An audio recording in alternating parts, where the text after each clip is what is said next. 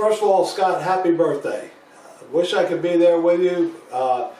And I can't believe, though, that you're 60 years old. That just doesn't make sense to me, because it just doesn't make sense.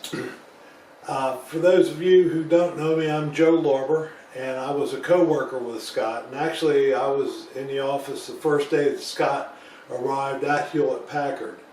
It was certainly what would turn out to be a very monumental day, because Scott certainly left his mark on our office and on the whole organization.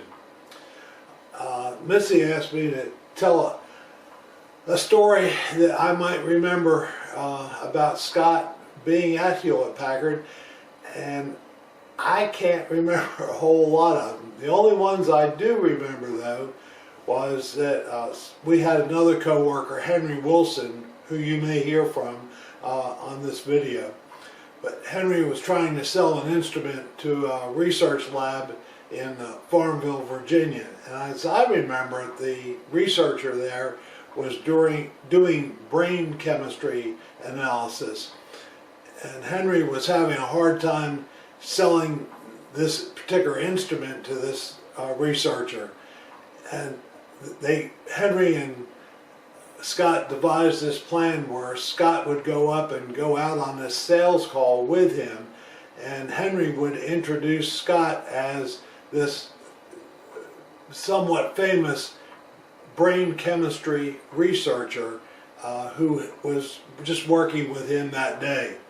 And they went in and demonstrated the instrument. I think, as I remember the story, basically Henry did all the talking and Scott stood back and approved by nodding whenever Henry would make some salient point about this particular instrument and how great it was. And as a follow-on, as I remember the story, Scott made such an impression on this researcher by just not saying anything and just nodding that later on the researcher kept asking Henry, where was the guy that you brought over to this lab that day? I don't know if that's funny or not, but I think it is, and that's one of the things I do remember about Scott. Just real quickly, if I were to sum up my relationship with Scott and the things that I observed about you, or about Scott, was that he had four particular characteristics that come to mind right away. First of all was his humor. He certainly kept us laughing most of the time.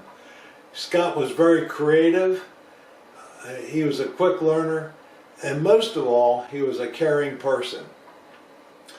Hewlett-Packard was one of the best things that happened in my life, and Scott being there was certainly one of the best things as I look back at my time at Hewlett-Packard.